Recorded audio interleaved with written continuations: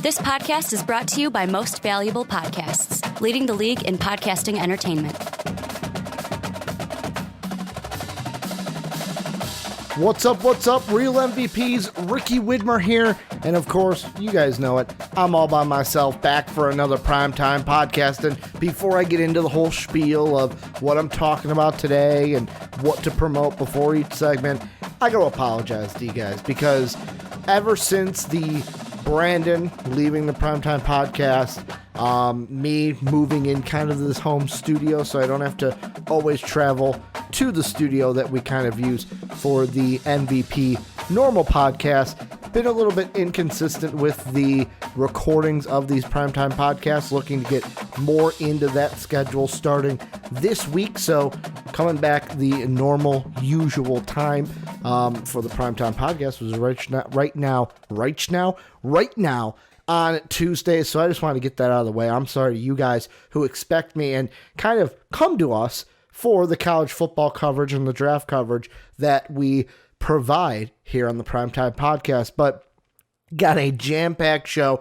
Going to be looking at the Wisconsin Badgers loss to my Fighting Illini.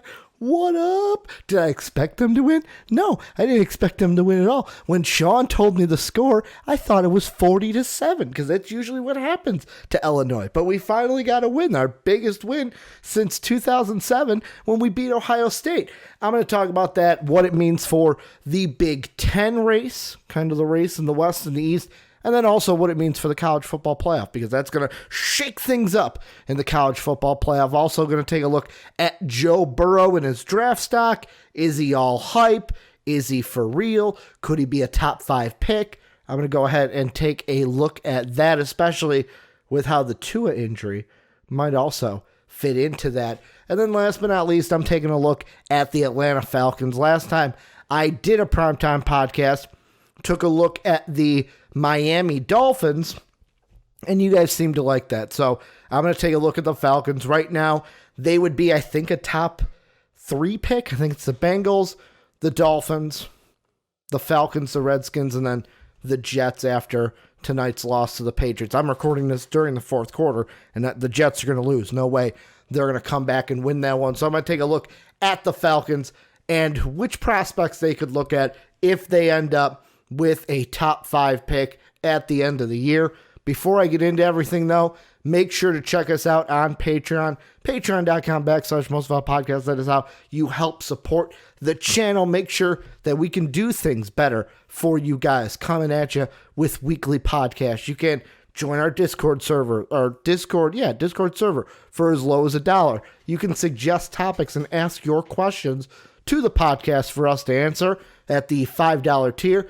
And then the $10 tier, that is where you come on the podcast with us and we talk about what you would like to talk about. But let's get into the Wisconsin loss. And like I said, my Fighting Illini getting the win. Did I expect them to do it? Hell no. I expected us to get steamrolled by Wisconsin, but I am happy that my Fighting Illini get the win against the Wisconsin Badgers. And this kind of a loss for Wisconsin shakes things up, not just in the college football race or the college football playoff race, but it shakes things up in the Big Ten right now, because right now, as I'm looking at the standings in the East, it's kind of a 2-team race right now. You got Ohio State undefeated, you got Penn State undefeated, Michigan losing to Penn State is now a 2-loss team. They're pretty much out of it at this point.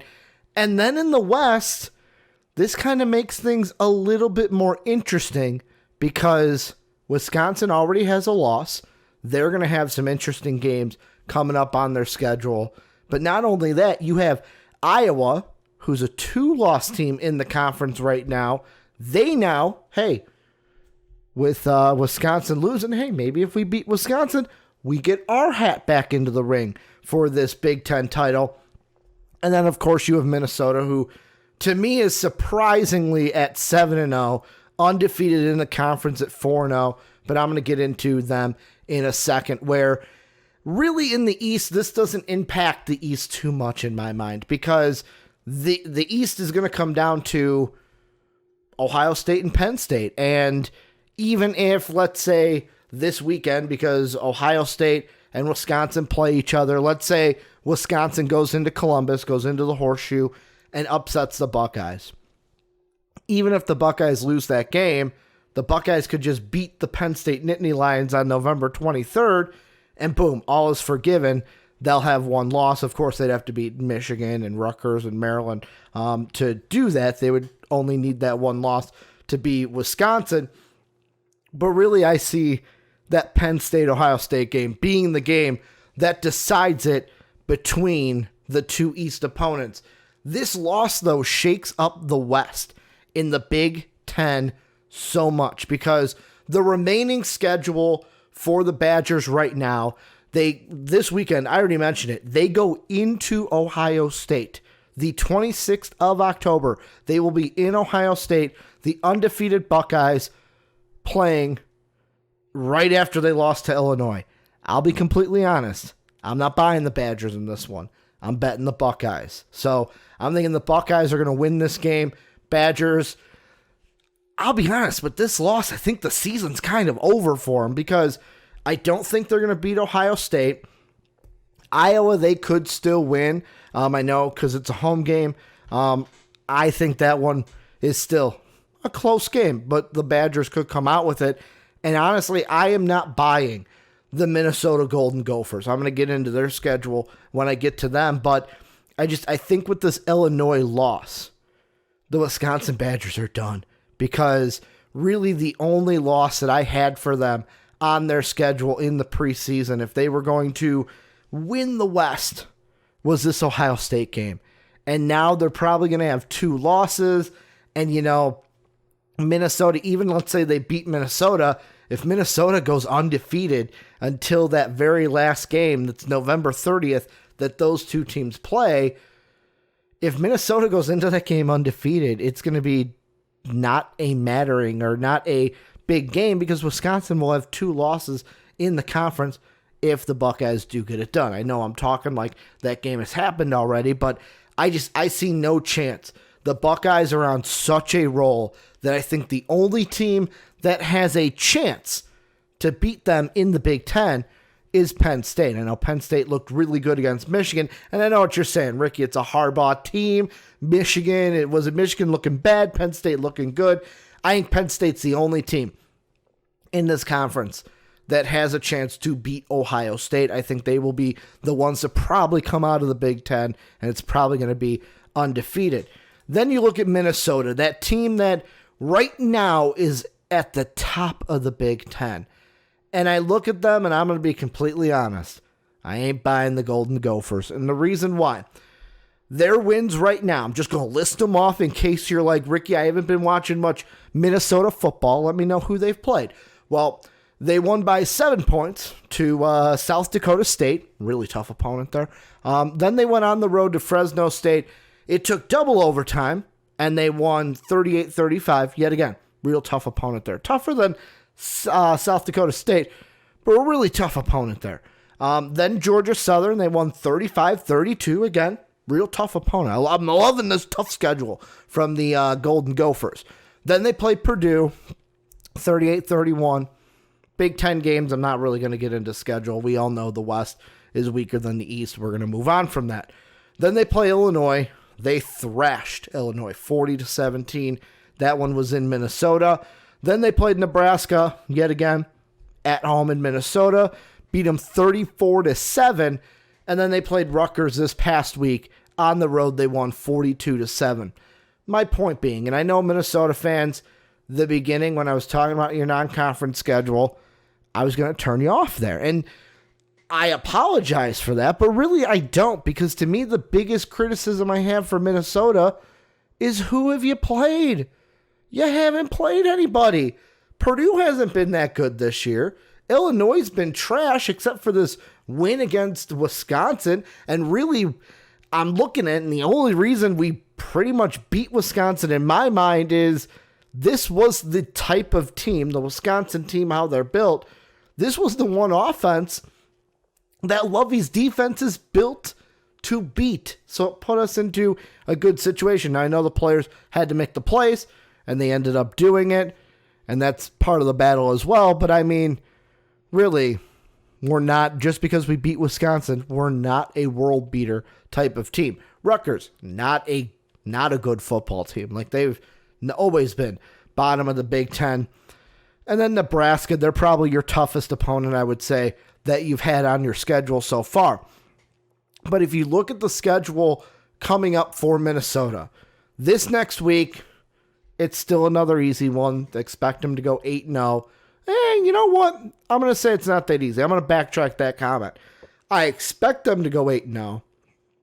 But who knows? The team that they play in Maryland could come out and upset them. That could be a loss, but I think the Golden Gophers will still win. Then it gets tough from there because you've got to go, yes, it's at home, but you're playing Penn State. I don't think Minnesota wins that game. I have the Nittany Lions winning that one on November 9th? God, November 9th is going to be a good weekend in college football. I got Penn State winning that one. Then they have to go on the road to Iowa City to play the Iowa Hawkeyes. That's going to be a tough game because you're playing on the road. Then you got Northwestern, which could go either way, but sure, I'll give it to Minnesota because you guys have played better this year.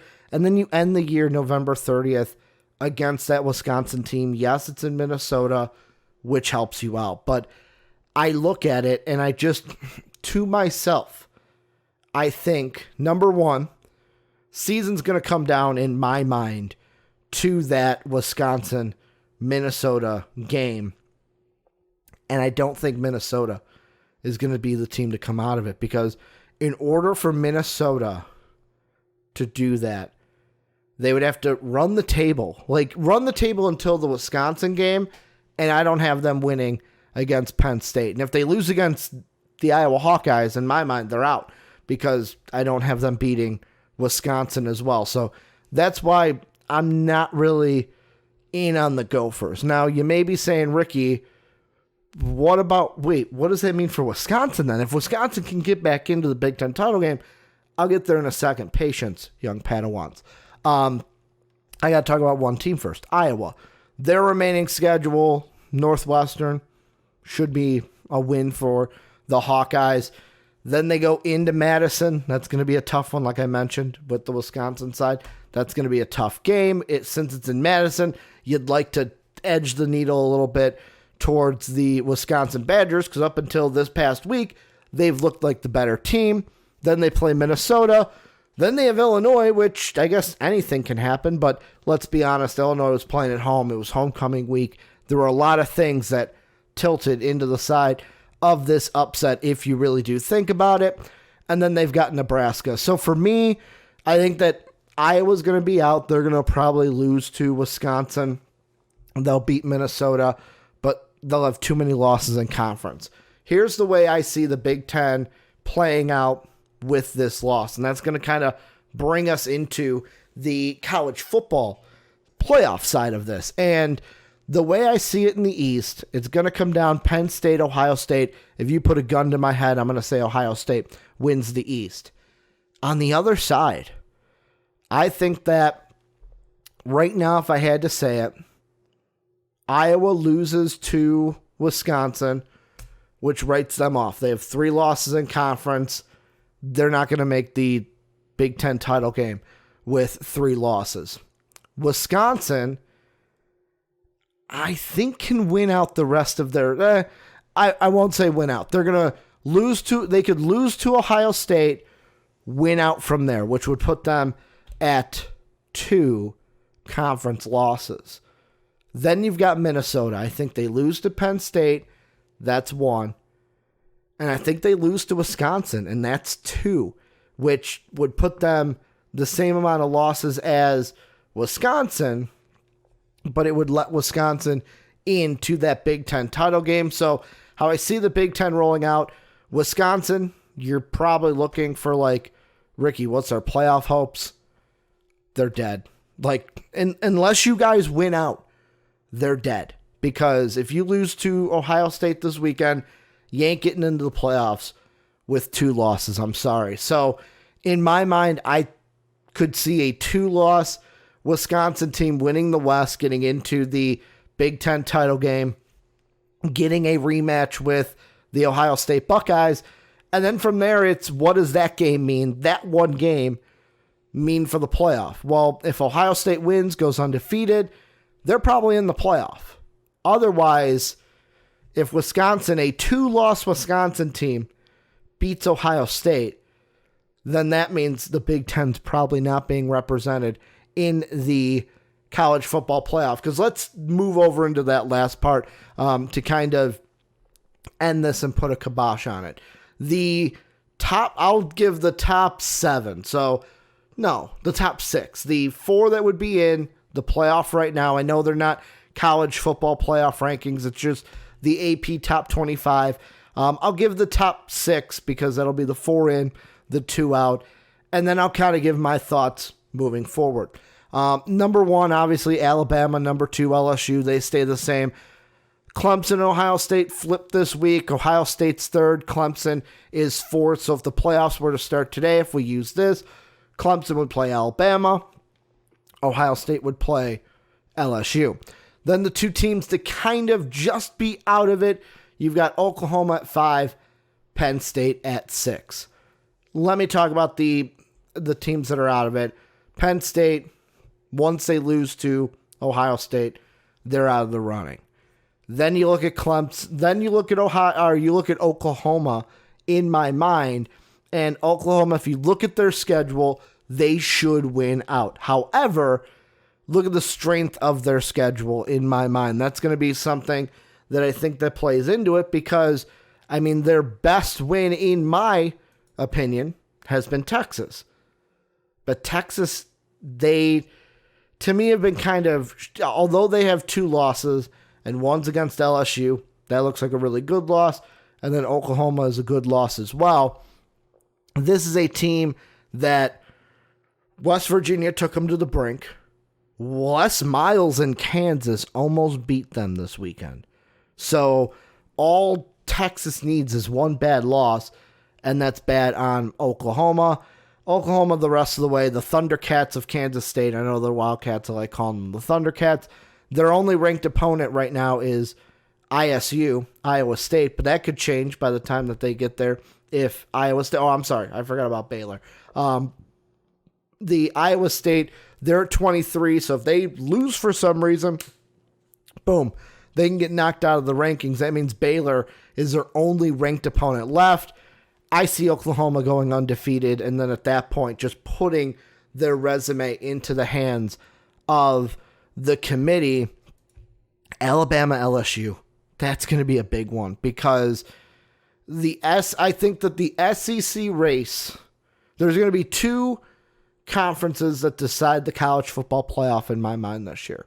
One's going to be the Big Ten, like I said, because if Wisconsin can beat in Ohio State this week, or if Wisconsin or Minnesota or anybody can beat a Ohio State or even a Penn State this season or in the Big Ten title game, that'll obviously shake things up, especially the Big Ten title game one, because that loss is coming so late in the year. It's coming right before that committee makes their final vote, to where I feel like the other one is the SEC, where if you look at the standings of the SEC right now, I think it's literally the polar same. I wanted to say, like, is that even a thing? Polar same? Kind of like polar opposites? It's like the identical same. It's identical, I should say, to the Big Ten. Words this late at night while I'm recording this. Kind of hard to say. Because you got 2 top caliber teams rated higher than Ohio State and Penn State. But in the West for the SEC, you got Alabama, LSU 1-2. On the other side, Florida's got a loss. Georgia's got a loss. Missouri, they're the third best team? They've already got a loss. Those teams might not be sniffing the playoffs. So, I mean, what I think will happen, and this is my mindset of it, if I want to go team by team really quick to give you a synopsis of how I feel at this point after this past week of college football, if I look at Alabama,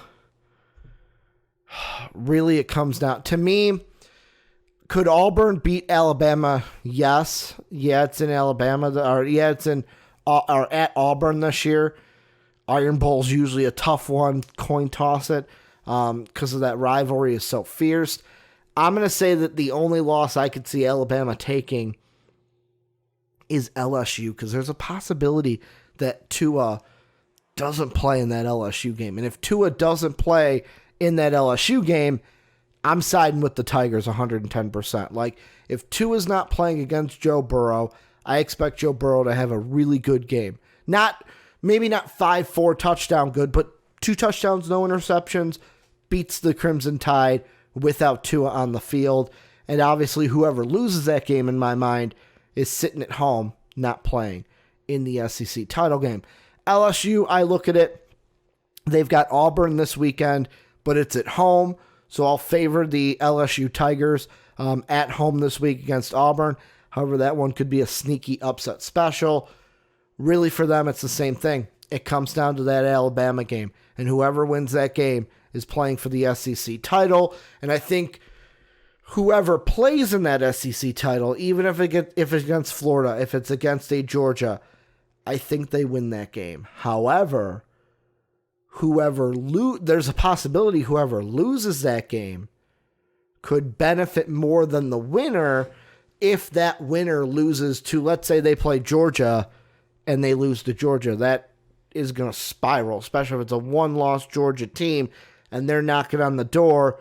That's going to create chaos, but I wouldn't be surprised if Alabama and LSU both made the playoffs, especially if one was the SEC crown, the other one, the only loss, was to the number one team in the nation, because let's be honest, if LSU wins out, they're going to be number one. If Alabama wins out, they're going to be number one as well. Then you look at Clemson, like, they're a team I know. I've talked to people, and they've said, well, there's a chance that an undefeated Clemson team doesn't make the playoffs. And the thing I think you got to look at with Clemson is, in my mind at the end, who's got a tougher schedule? Because if I had to predict the playoff right now, I would say LSU number one, just because I think LSU is going to win that Alabama game, because I don't think Tua is going to play right now. If Tua plays, ask me the week before, it may change to Alabama. But at this moment, I'm going to say LSU. They'll be number one. Then number two, I'm going to say Ohio State. I think they win out. I think they win the Big Ten. They'll be the number two team in the nation at the end of it. Number three, I'm going to put Clemson / Oklahoma. I'll get to that in a hot second. Then number four, I'd put Alabama then, because if Alabama's only loss is to LSU, that's really close to being perfect, and really you lost to the best team in the nation. So I would do what we saw a couple years ago and have LSU at 1, Alabama at 4. That would mean 5 would be Clemson / Oklahoma. I'll get to that in a second, because whoever's not 3 is going to be 5. And then 6 would probably be like a if Notre Dame wins out, it could be like a Notre Dame. It could be I don't think it's an SEC team, because they would have 2 losses. It'll probably be like let me look at the rankings really quick. Like a Notre Dame, or even like a Penn State. So like a Notre Dame or a Penn State, somebody who didn't play in that title game. Notre Dame doesn't have one. That's a one-loss team on their side, because Penn State, I think, could be in the same situation that Alabama could be in. Like, one loss, they lost to Ohio State, and that could be even an argument and why people might push again for an 18 playoff, because Penn State will have only one loss and they're getting knocked out, and people say, well, it should be Alabama because LSU is ranked higher than Ohio State. I'm just trying to predict storylines at this point. The last thing of this, that Clemson-Oklahoma discussion of that third spot, 3rd and 5th, I think that's going to be the main debate of the playoff teams. LSU, Alabama will be in 1-4. Ohio State undefeated is at 2. The question is, who's got the better resume for number 3. An undefeated Clemson team who, let's be completely honest, the ACC has not been a tough schedule this year, and especially the rest of the way for Clemson. They've got Boston College. They've got Wofford. Wofford? Is it Wofford? Wofford. The Terriers. NC State, who hasn't been anything this year. 25 Wake Forest, who they might not even be 25 when that game happens. And then South Carolina, who, let's be honest, the way they played Georgia and the way they played Florida, I wouldn't be surprised if that was an upset in South Carolina, to where I almost feel like Oklahoma would get in above Clemson, and boy, would that be a discussion. Would that be kind of ground shaking in college football if an undefeated Oklahoma got into the playoff over an undefeated Clemson? And then it comes into the debate also is, I know I'm putting Clemson against Oklahoma, and I'm going to pitch this to you guys for the question. Let's say it maps out like this. LSU's undefeated. Ohio State's undefeated. Clemson and Oklahoma, both undefeated. They win their conference championships. They don't have a single loss. If I'm putting LSU, Ohio State, Oklahoma for that 4th spot, if you choose Oklahoma over Clemson and Clemson gets bumped down, are you choosing undefeated Clemson or are you choosing one-loss Alabama? Because I'm going with schedule. I'm going that Alabama played more tougher teams. They would have had a tough team in Auburn, who, if they lose to LSU, might fall a little bit from 9, but it'll still be a ranked team and a really good team. And they would have played number 2 LSU, who would have ended up number 1 in this scenario. They have a common opponent of Texas A&M. This is Clemson and Alabama. And, of course, besides that, those are really the only big 3 tough games for Alabama. I would pick Alabama in that situation, even with 1 loss. But what would you think? Would you put Clemson in at number 4? Because they're undefeated. Alabama is not undefeated. And also, Clemson would be a conference champion. Alabama would not. And Clemson would kind of be facing almost the same fate that Ohio State faced the last time this happened, where Alabama was a one-loss team that made the 4th seed. So one last time, my prediction at this point of how things are going to play out with the Wisconsin loss, LSU is going to be number 1. Ohio State will be 2, both of them undefeated. An undefeated Oklahoma team at 3, a 1-loss Alabama team at 4, an undefeated Clemson team at 5, and then at 6, I'll put Penn State. Penn State, Notre Dame, whichever one you think. I'll lean Penn State, but if you want to put Notre Dame there, if they win out, I could see them being a prime candidate to be that 6th team in the nation. But obviously, this is where you guys come in. Let me know what you guys are thinking. How does this affect in your mind, how do you see the rest of the Big Ten playing out because of this upset loss that Illinois had over Wisconsin? And how do you think the college football playoff now is going to shake out because of this loss? Let me know what you guys are thinking, obviously, down below in that comment section. And let's move into the next topic here on the podcast, and that is Joe Burrow and his NFL draft stock. Before we get into it, I'm going to pitch my Twitter. Go ahead and follow me at Ricky Widmer on Twitter. Reason why is for this draft coverage. This week, I will be dropping my first big board of the season on mostvaluablepodcast.com. We're doing big boards a little bit differently this year. They're going to be articles compared to full podcasts. So go ahead, follow me on Twitter at Ricky Widmer. As soon as it posts, I'm going to put a link up there. So you're going to want to follow me to know when that goes live. And also bookmark mostvaluablepodcast.com so you know when it posts on the website. But we're taking a look at Joe Burrow. And I'll be honest, if I would have done this last week, the title of this video on YouTube was going to be vastly different. Because originally it was, can he be a top 10 pick? Then I thought to myself, well, why don't I ask the question, could he be a top 5 pick? And then I just said, and pardon my language here, but I just said, fuck it.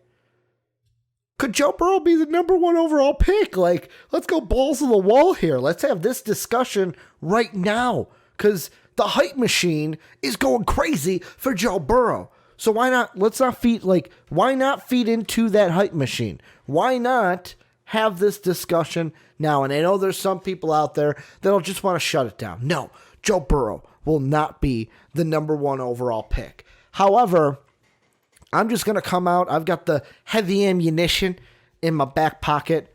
We're just going to come out with it right away. The thing that I cannot help but think about when seeing the rise of Joe Burrow right now and the meteoric rise that he is on, I am seeing that it is, well, I'm not going to say it's exactly the same because this player had a lot of off the field things, well, on the field too, but off the field things and personality things that played into him and part of that rise. But I look at Joe Burrow and I can't help but think about Baker Mayfield. And you may be thinking, Ricky, what are you talking about? They are 2 different quarterbacks. Baker was outspoken. Baker was cocky. Baker had the swagger, putting the flag in on Ohio State, grabbing the nuts against Kansas. Joe Burrow ain't about that. Joe Burrow ain't that guy. He's a classy guy, a classy Southern gentleman at LSU. I don't even know. Is he from the South? He's not even from the South. He's a Midwestern boy, Athens, Ohio. So I can't even call him a classy Southern gentleman. I guess he is by transplant, but no, his hometown's Athens, Ohio. He's a Midwesterner just like me. But all that aside, I can't help but think about Baker Mayfield. And to put it into perspective, before I get into everything, Joe Burrow right now, let's just lay out the stat line so we got it. His stats, right now he's at 2,484 passing yards. He has 29 touchdowns, 3 INTs. That is phenomenal. He's also got a completion percentage of 79%. I talk about 60 being the magic line where, hey, if you're above 60, you're good. He's at 79%. He's almost at 80. He's 0.6 away from being at 80%. That is phenomenal. If he was taking a test on quarterbacking and completing passes, he'd be getting this close to getting an 80% B on that test. It's my teacher coming out in me.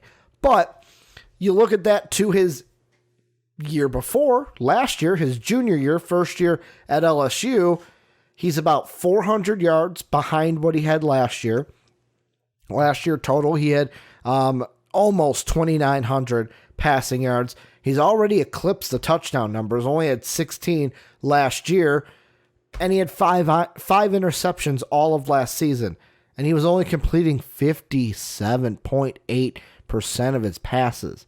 We have seen a jump in Joe Burrow this year, and I know people, the first thing they're going to say, but Ricky, the offense at LSU, it's its own special thing, and how's he going to do outside of that offense? Weren't we saying the same things about Baker Mayfield? Weren't we saying that, it's the Lincoln Riley offense? Away from Lincoln Riley, I don't know if Baker is going to have the same success. I mean, Cleveland's not winning right now, but is Baker a bad quarterback right now? Did Baker not have a really good rookie year? So I want to use Baker Mayfield as the case study for why Joe Burrow can basically have legs when it comes to the race for the number 1 pick. And the reason why I say that is, let's take a look at Baker Mayfield. Let's take a trip in the Wayback Machine to go back to when Baker was in college. If we look at his stats, his senior year, he had 4,600, just over 4,600 passing yards, which Joe Burrow at this point, I mean, I don't know if he'll get to 4,600. It's a very different offense. It's not that air raid, spread them out offense that Lincoln Riley runs, so I don't know if he's going to get that high. But yet again, completing 70% of his passes, 43 touchdowns to 6 INTs, and every single one. The only difference is Baker Mayfield didn't have as big as a jump between junior to senior year, where if you look at yards, yeah, that was kind of big. 3,900, almost 4,000 to 4,600. The completion percentage went down. He was actually better his junior year, 70.9 to 70.5. Touchdowns only went up by 3, 40 to 43. And interceptions only went down by 2, 8 to 6. Another thing that he did very well was get into the end zone on the ground. He had 6 rushing touchdowns his junior year, 5 rushing touchdowns his senior year. And with Joe Burrow, his rushing totals last year, he had about 400 yards and 7 touchdowns on the ground. Very different Joe Burrow this year. He's actually hasn't even eclipsed 100 yards. He's only had 2 rushing touchdowns, where that's the thing I like. I'm going to save that. I'm going to finish this Baker thought first. When it came to Baker Mayfield, I went back and looked at our big boards from the 2018 season. I looked at the first one. I looked at the last one. And on the first one, this was about December, Brandon had Baker at 9. So 9 overall. 9 out of 25 on his big board. I had Baker at 22. We were 2 vastly different people. Brandon was high. I was a little bit lower on Baker. By the end of the year, as we got closer to the draft, the 4.0 that we put out for the 2018 NFL draft, Brandon had fallen a little bit on Baker. He went from 9 to 15. He rose on mine. He went from 22 all the way up to where Brandon had him in number 1, all the way up to number 9. And pardon me there, a little burp, little gas coming up out of my throat. But even that, even having him at 9 at the end of the year, still seemed kind of low, because he was the number 1 overall pick. And I was one of the guys that I wouldn't take him number 1. If I was the Browns, I would have taken Saquon. And then with the 4th overall pick they had, I would have taken my share at the quarterback, because I didn't think I thought Baker was still going to be there. They could probably take him at 4. They didn't have to take him at number 1. Point is, they took Baker, and the rest is history. They got Baker Mayfield. They took Nick Chubb later, so I guess they got that running back, quarterback thing that I was looking for them in that draft. But even you look at Todd McShay and Mel Kiper, the big guns. You might be saying, well, Ricky, you're kind of a small wig. Mel Kiper, Todd McShay, they're the big guns. They're ESPN. Who did this one? Was it Todd McShay or was it Mel Kiper? Let's see. It was Mel Kiper. Did it way too early in May before the 28. Well, it was a 2018 way too early. And it was done May of 2017. So this would have been, right before the 2018 NFL draft. Baker wasn't even in the top 25. Was not even in the top 25. If we look at McShay's number 1 big board, or number 1 mock draft, which was posted December of 2017, he had Baker going 19th overall to the Chargers at the time, but basically I'm looking at the number 13. Mel Kiper on his 1.0 had Baker at 13. Yet again, these were both done in December. I think, was Mel's done in January? Mel's was done in January, so they were a month apart. But basically, they had him in the teens area, 13 and 19. End of the draft, he rose all the way to 1. And I know what you're saying, Ricky, why is Joe Burrow? Why is it October and we're talking about Joe Burrow then being number 1? To me, it's because of what I said a little bit earlier. Baker only had a little bit of an increase and really was kind of like, yes, his passing number, his yards were better. He had more touchdowns, but he was really completing the same amount of passes. Joe Burrow looks almost to me like a different quarterback production-wise. His production is way better this year than it was last year. And the better thing is it's efficient. At 79.4? Yeah, 79.4 completions. He's throwing 218 attempts this season, which, let's put that in perspective of how many quarterbacks are, what their attempts are. Let me see if I can pull up the attempts. The quarterback who has the most attempts this season is Anthony Gordon at Washington State. He has 347 attempts. His completion percentage is a 70.9. That's actually really good for 347 passes. At 318, Joe Burrow has a ton of guys ahead of him. I'm not going to count them all, but like just looking here, some of the more notable guys that are in this quarterback race that have more than him. Justin Herbert has 232. Justin Herbert's only completing 68% of his passes. You also have Jacob Eason, another one people are throwing in to this quarterback race. 233. He's only completing 67% of his passes. Nate Stanley, who is not in the first round debate, but people like him as a late round quarterback. He's got 336, 62% is his completion percentage. And then, let's see, any of the other guys that are in the race? No, none of the others. Where's Tua?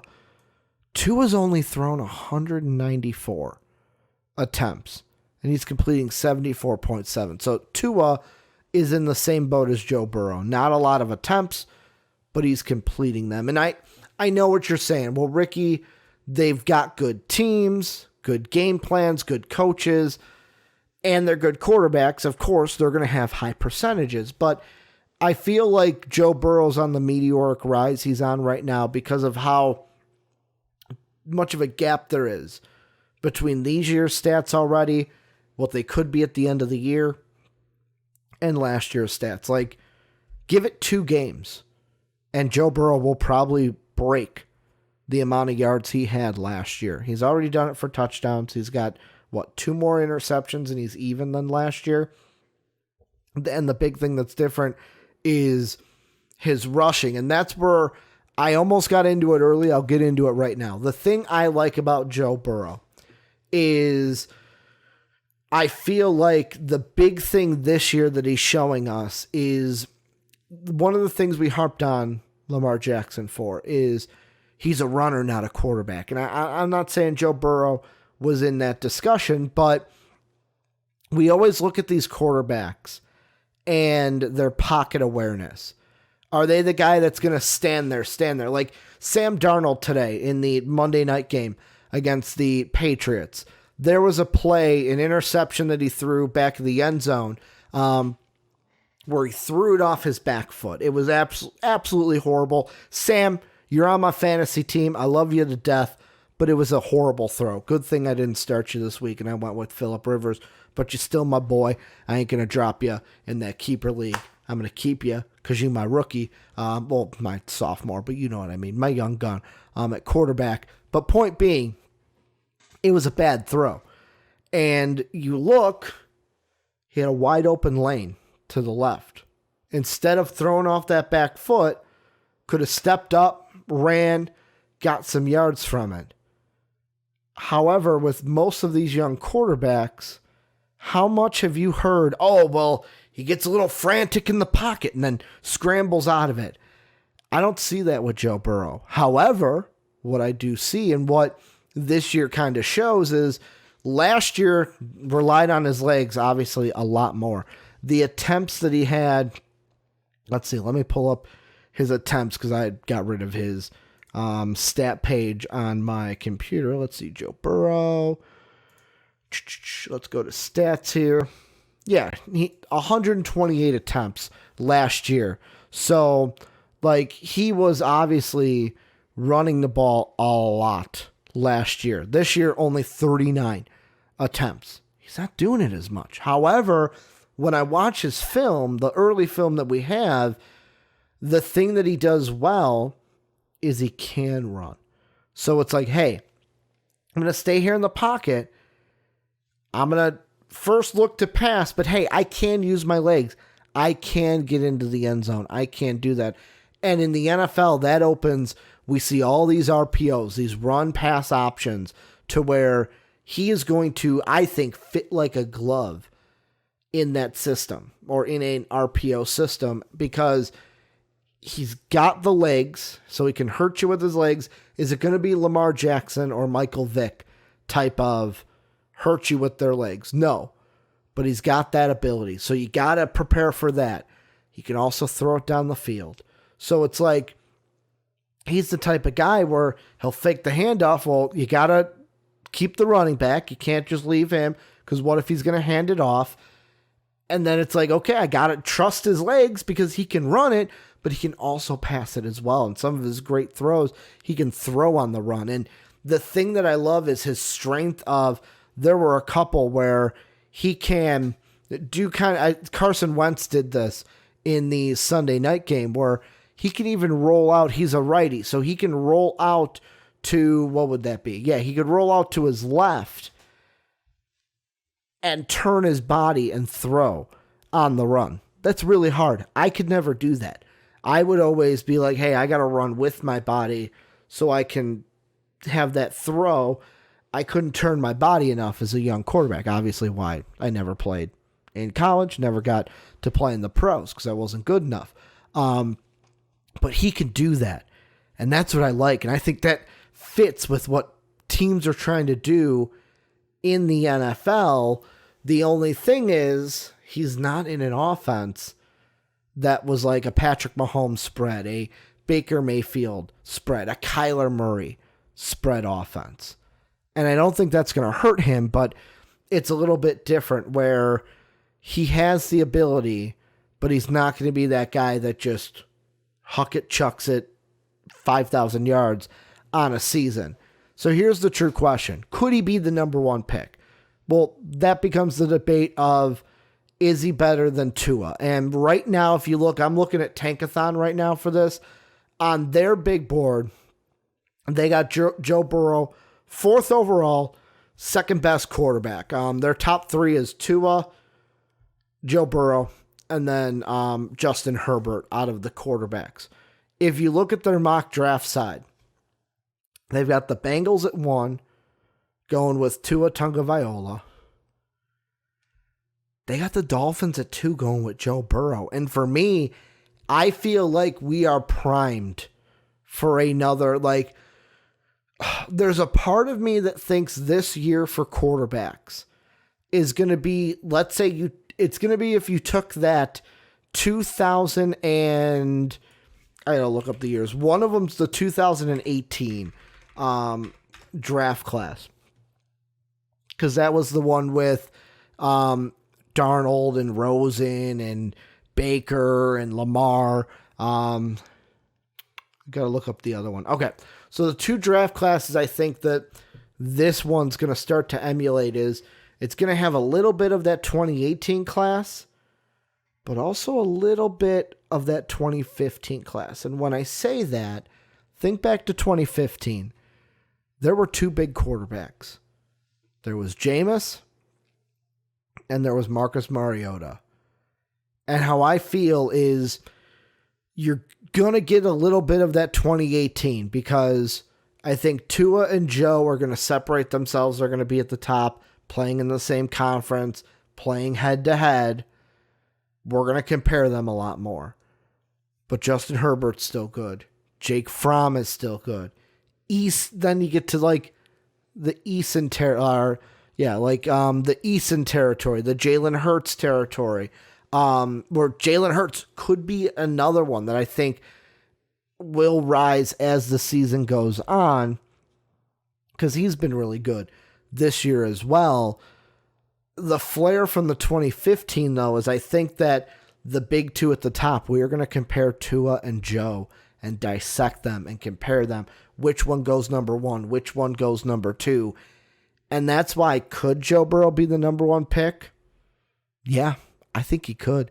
I think that he could have a same rise that Baker Mayfield had, where we're looking I know, I'll be honest, my big board, I'm going to have him higher than I had Baker on my first one. And Baker, we did that in December. I'm going to do my first big board in October this year. For me, I really like what I see from him. I think that he's not a quarterback that's going to go out there and razzle-dazzle spread offense, but he's got the arm, he's got the body strength, he can throw on the run, he can run the RPOs that I think that I see when we watch NFL football on Sundays. The only question is, our team's going to look at him and want to draft him over a Tua Tagovailoa. Kind of the same thing we were looking at in 2018. It was Sam Darnold number one, Sam Darnold number one, Sam Darnold number one, until we got close to the draft. And it was like, oh, well, the Browns are looking at Baker, and they really fell in love with Baker. And then we're deciding, oh, well, Baker or Darnold, who would you take? Who would I take? And I think the same thing's going to happen here, where we've been talking Tua, to where as we get close to the draft, I expected somebody early on. I thought it would be Justin Herbert. I didn't expect Joe Burrow to kind of skyrocket and get the hype machine just going for him. But he has been, and he's been riding it. And I can't wait until that November 9th game. I'm going to fact check myself, MVP, you're wrong. I'm taking that from Kind of Funny. Shout out to you, Greg, Tim, Nick, Andy. All you guys are kind of funny. I love your podcast. But going to fact check myself. I said that Tua will probably miss the LSU game. He's going to play. I pulled up an article. This is from, let's cite my sources. That would be really good, right? Of course, it's Fox News from Alabama. They say that Tua expects to play. A quote that Terrell Lewis, an Alabama linebacker, told The Athletic was, he said, "I'll be back for LSU. I know how Tua is. It's something he's been through before, so I don't doubt the fact that he's a competitor. He's going to get right back. He'll be fine." Nick Saban added in his statement that Tua suffered a high ankle sprain against Tennessee. This was on Sunday, he said this. Our physicians performed a successful tightrope procedure on his right ankle this morning. This is the same injury, but the opposite ankle that Tua injured last season. Tua will miss next week's game, so this week's game, against Arkansas, but we expect a full and speedy recovery. So, kind of what they're thinking in Alabama. He'll miss the Arkansas game. Mac Jones is going to be the quarterback for that one. They have an off week before they play LSU. Hopefully he's back for that. They're thinking that he'll be back for that LSU game. So right there, boom, we get number one versus number two. And I don't think, did we see that? Did we see Mariota versus Winston? We did. It was that's right. It was in the college football playoff because Mariota won, and then they went to play Ohio State, and then Zeke went ahead and beat Marcus Mariota. So yeah, we're going to get to see Tua and Joe Burrow go head to head, because I was kind of talking to one of my co-teachers at the school I teach at, big college football fan, and I even mentioned, like, man, if Tua misses that game and Joe Burrow wins it, like, what's that going to mean for Joe Burrow's draft stock? But it looks like Tua will be playing that game. So the question I want to throw to you guys, I've talked enough. If I'm going to answer it, could Joe Burrow be the number one pick?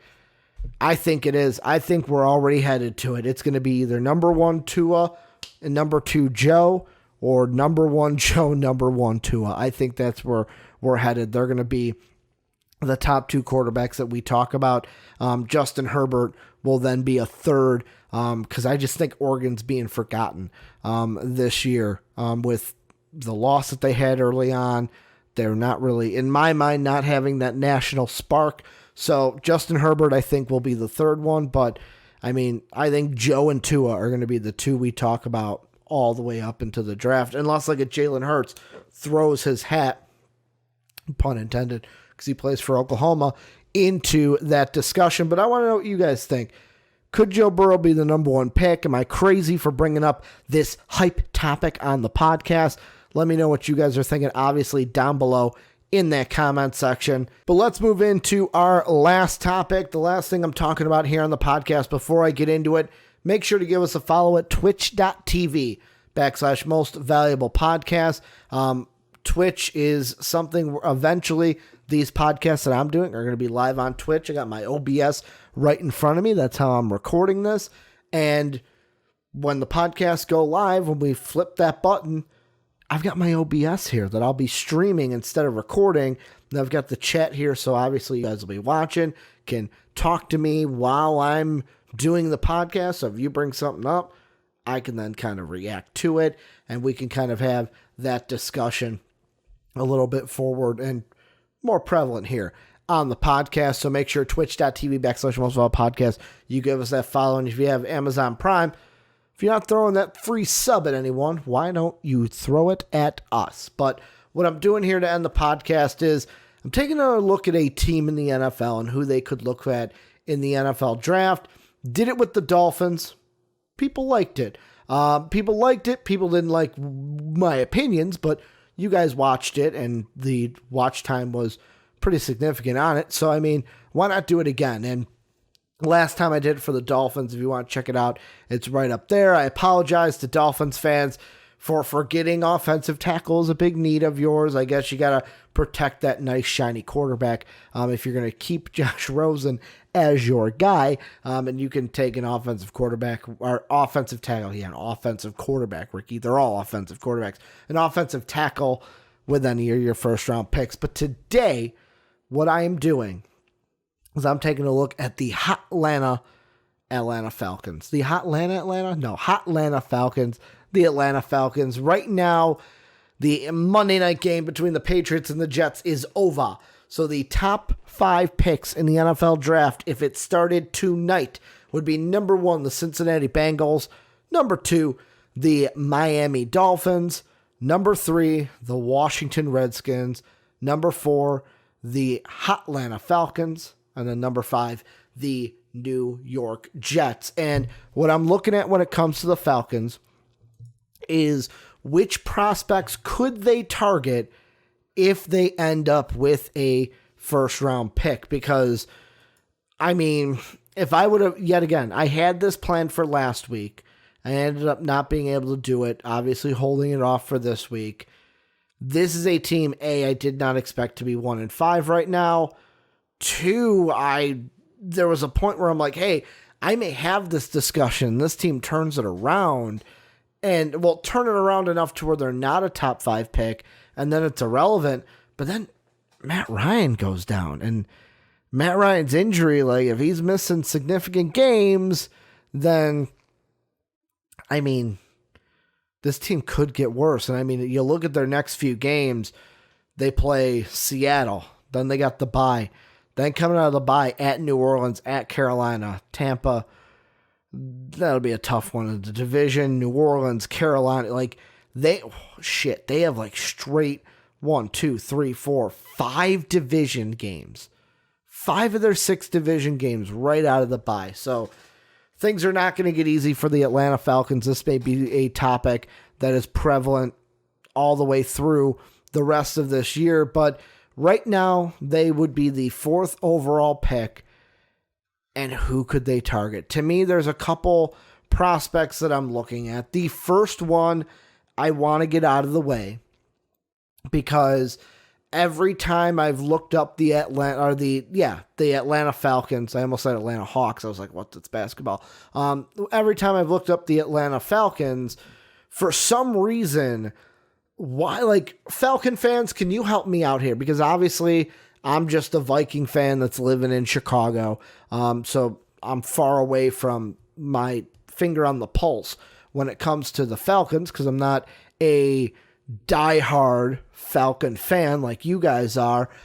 My question to you is, what's going on with these Matt Ryan trade rumors? Because it kind of seems to me like how I'm looking at it as an outsider to the fan base is it's kind of something of like, is the fan base, like, are the fans bringing this up and they're hoping, hey, if we kind of make enough noise, maybe the team will make a move? Is it something where the fan base, like, I see the fan base as divided, where there's some people writing articles that, the Atlanta Falcons should trade Matt Ryan, but then there's other ones where it's like, no, we shouldn't trade Matt Ryan. I want to know what you guys are thinking, Falcon fans, on that one, because that one just perplexed me, because like you look at Matt Ryan's contract situation right now, and yes, there's a potential out after the 2021 year, so you get him for 2 more years after this, but other than that, he's locked down till 2024. He's locked down until he's 39. And is it he's going to get old thing? Is it I don't know. I'm asking you guys, what's with the trade rumors? Because I don't really get it. So I wanted to start there. Quarterback. Do they take it top 5? Hell no, I'm not taking a quarterback if I'm the Atlanta Falcons. Matt Ryan is fine in this situation. I am personally not looking to trade him. I'm not looking to take a quarterback up in here. If I went, I'm going to click full order right now. If I am Atlanta, if the draft were today, I would have the 4th overall pick, I would have the 35th overall pick, and then I would have the 68th overall pick. Those would be my top 3. If I really wanted a quarterback, take one in a later round. Take a Nate Stanley. Like, I'm not saying he's the exact one, but he's the one I'm using because he's going to be a guy that's going to be there later. So if you want a quarterback, hey, I want a young quarterback to be behind Matt in case things go sour as the contract gets older, that's fine, but you're not going to use it with your 1st overall pick. So I just wanted to address that here. I'm not looking for quarterback here in the top 5. For me, there's kind of 4 positions that I would think about looking at. And the first thing you got to do is right now, where in the top 5 are you going to be? Number 1 and number 2, you kind of got your pick of the litter, because number 1, teams are going to be looking for quarterback, and I just said you're not going to draft one. Number 2, the Bengals or Dolphins would probably go quarterback. Like, the number 1 pick is most likely 99.9. I'm going to double back on that. If you're number 1, I take Chase Young out of Ohio State, hands down. Number 2, you could get the same thing because a team at number 1 is probably going to go quarterback. That's the first position, though, that I look at is an edge rusher. And Chase Young is the guy that I'm looking at if I am the Atlanta Falcons. He is just on a tear this year for Ohio State. I mean, for his career, 31 tackles for loss, 10 and a half of them, if I can speak right, already this season.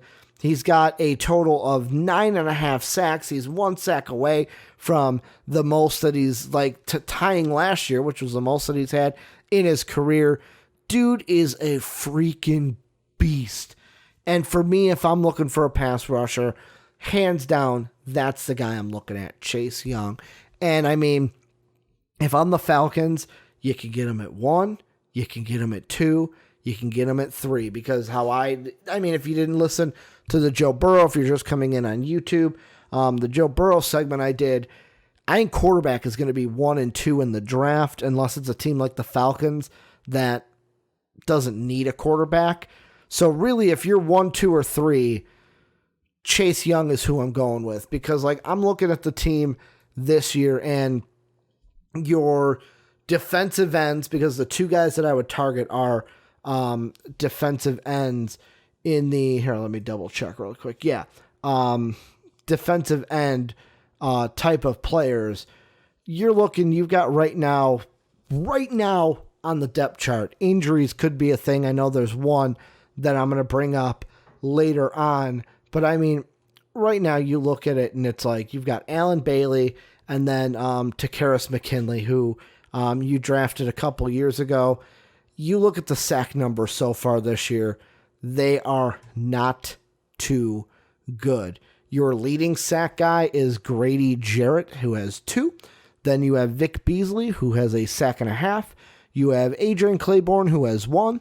And then you have Takaris McKinley, who has half a sack. All of those guys have played all 7 games. So really, if my math, that's 5 sacks That ain't good. You got to get more pressure at the quarterback. To me, there's two positions that are the most important in football. The guy who throws the ball and the guy who gets after the guy who throws the ball. You have a guy who can throw the ball. Now get a guy who can get after that guy who can throw the football. You have a defensive coach in Dan Quinn. That's the number one need, I think, for this team is a pass rusher. And if you're 1, 2, or 3, you could get Chase Young. If you're 4 and 5, if you're still looking pass rusher, I think AJ Apenza, I think that's how you say it, the kid out of Iowa, he's a prime number 2. So for me, that's number 1. I'm either going Chase or AJ, depending on, like if I'm 1, 2, or 3, it's Chase. If I'm 4 and 5, you go with AJ out of Iowa, and you lock down that pass rush. That is number 1. Number 2, I'm staying on the defensive side of the ball. Like, to me, I feel like the offense for the Falcons, and before I put my shoe in my mouth, this is a team that 12 points against Minnesota, 24 against the Eagles, 24, 10, 32, 33, 10. They've kind of been all over the place. The 10s were Tennessee, who their defense is pretty good. The Rams, their defense is pretty good. Minnesota, they had 12. Minnesota's defense is pretty good. Eagles' defense, not good this year, 24 points. Indianapolis's defense is pretty good. It's not elite, though. 24 points. Houston's defense, they let up a lot of points some games. That's why you get the 32. And then Arizona's defense was god-awful. The Falcons probably should have won that game, or should have won that game at Arizona. They lost 34-33, but they put up 33 points. To me, I'm sticking on the defensive side of the ball then, because to me, the offense isn't the big problem because you've got the guys there. You just got to get them working. That's why the second guy that I would target, so number 1 and number 2 is a package, either Chase Young or AJ Apenzia out of Iowa. The other guy I'm looking at is Grant Delpit. And I know some people may say Ricky top 5 may be a little bit of a reach for Grant. And the reason why I throw him out there is because right now at LSU, he is playing strong safety. And for the second year in a row, the Falcons, let me see. I remember you drafted him. I know you drafted him out of West Virginia. I just don't remember Keanu Neal, what year he was drafted in. I got to fact check myself on that one. But for the second straight year, yeah, you drafted him in 2016? Yeah, 4th year in the pros. He's 24, and back-to-back, he's been injured. Last year he was injured. This year he's now injured. So for me, that's kind of the second thing I look to is if, let's say, you're not going to go edge rusher, or let's say you don't get an edge rusher. Let's say someone shocks us and they don't go quarterback at 1, and then before you at 4, because I'll use where you are right now at 4, let's say the Dolphins shock us and they don't go quarterback, they go Chase Young, and then Washington says, well, if we don't get Chase Young, we got to get AJ out of Iowa. Then if you're the Falcons, you're like, well, shit, we can't get an edge rusher because the next best edge rusher is probably either you've got Gross Matos out of Penn State or Julian Akwara out of Notre Dame. Neither one of those two guys are top 5 caliber players. So if you don't get Iowa, Ohio State, you're kind of shit out of luck when it comes to the edge rusher. That's why number 2 on my list and number 3rd of player is that strong safety position, mainly because of injury. Like, Keanu Neal's been injured 2 times in a row. You got to shore that up. Grant Delpit, I think, is going to be a good player. He's showing signs of good play at LSU. Right now, they're one of the best teams in the country. That one's pretty much a necessity of like, hey, if it's happened twice, odds are you're probably going to get injured again. Once injuries start to become a common thing, it's kind of a snowball effect that we see. So that's why I kind of look at Delpit. Falcon fans, let me know. Let me know what you think on that one. Do you believe that, hey, you know what, Keanu Neal, he can come back from this. We don't need to draft a strong safety. Or are you like on my boat where it's like, fuck it. He's been injured 2 times. If we can get Delpit and he can be our strong safety and we can move on from Keanu Neal, I'm not married to Keanu Neal. I want to know where you guys sit. Number 3 for me, it comes down to offensive tackle, because right now, early on, like, especially if you're, so 4, it'll be a debate, because you'll probably be sitting there between edge rusher, safety, and now offensive tackle. But if you're 5, it's probably going to be safety or offensive tackle.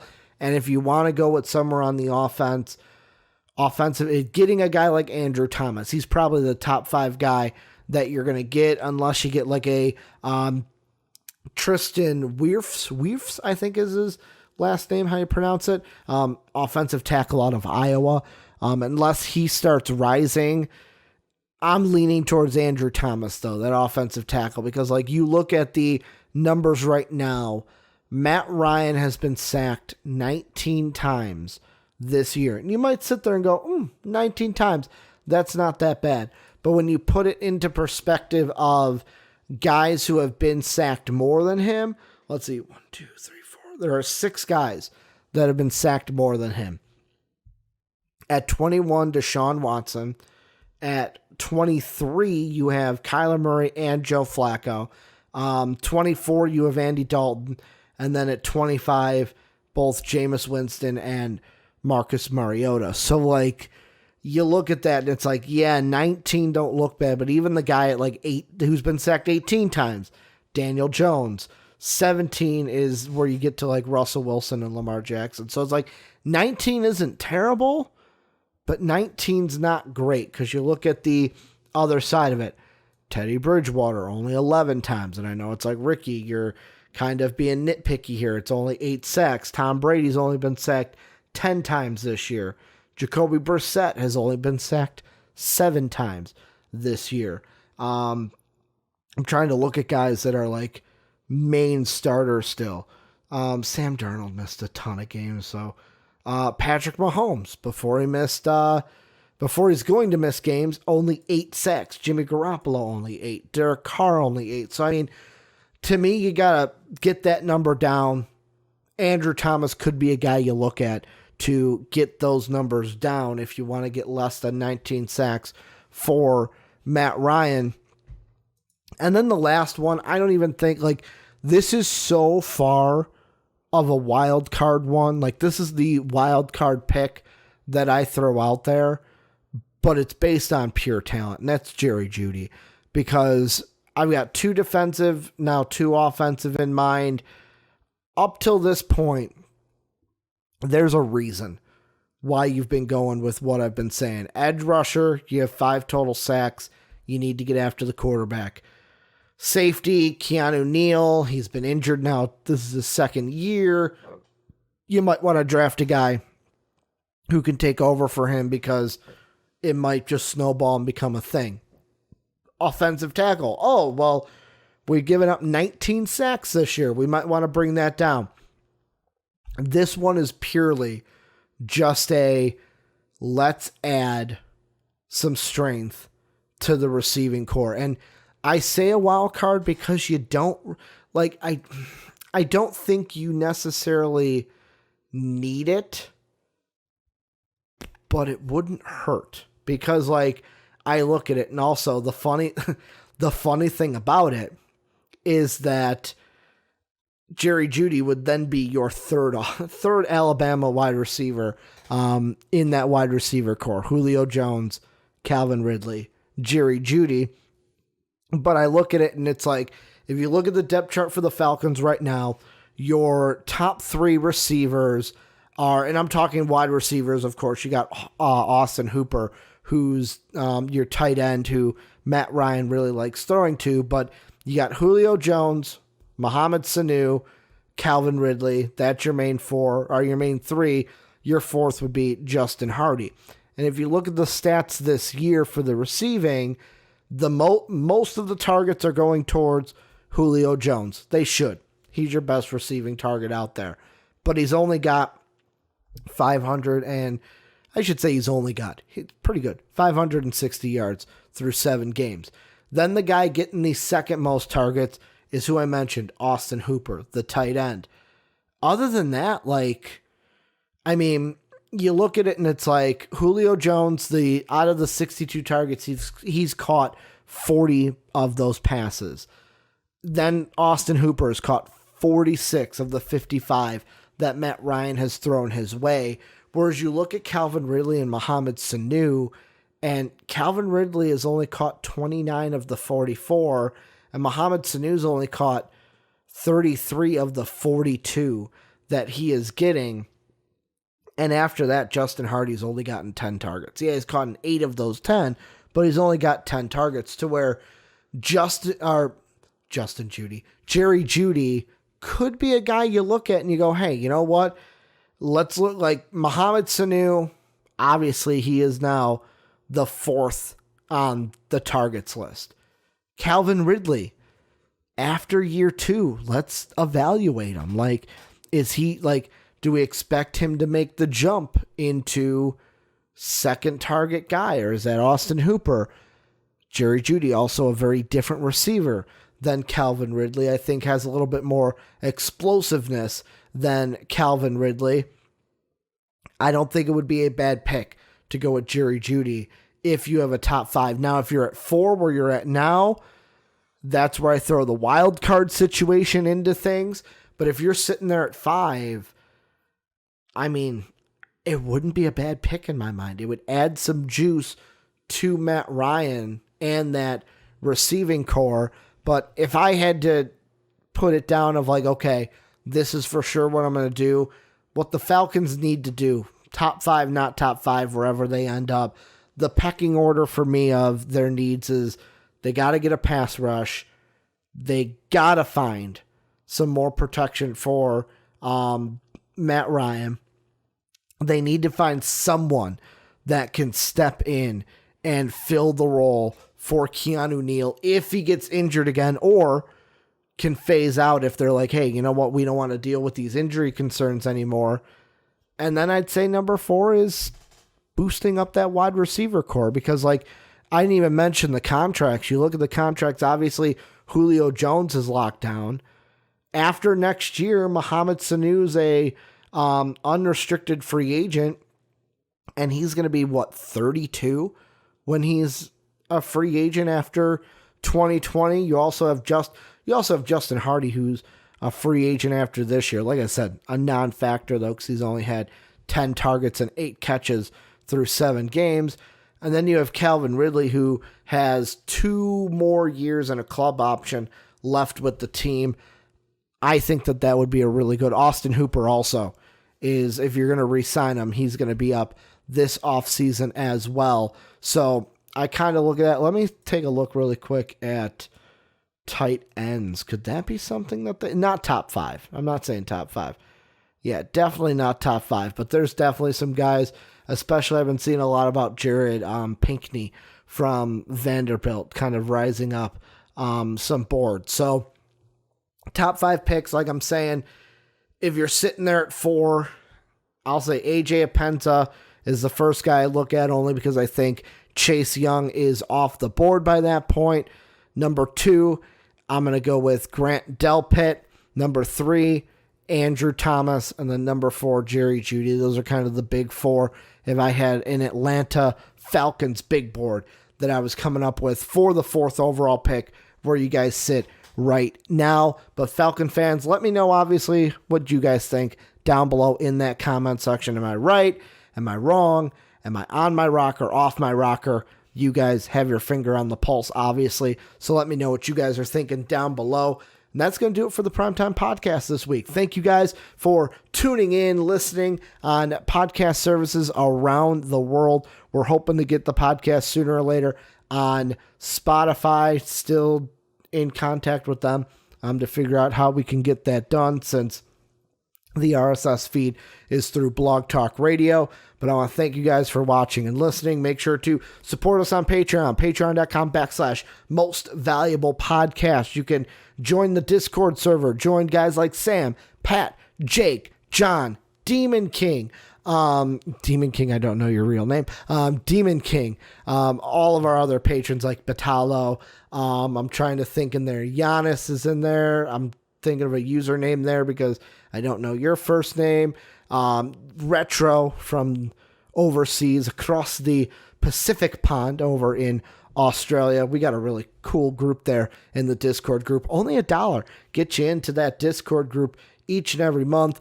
$5, you get to ask us questions for the podcast, kind of propose some topics that we talk about. And then the $10 tier, the gold tier, you get to come on a podcast of your choosing, and you get to talk about the topic you would like to talk about. Make sure to also follow us, twitch.tv/mostvaluablepodcast, and follow me on Twitter at Ricky Widmer. We're going to be dropping that big board hopefully this week.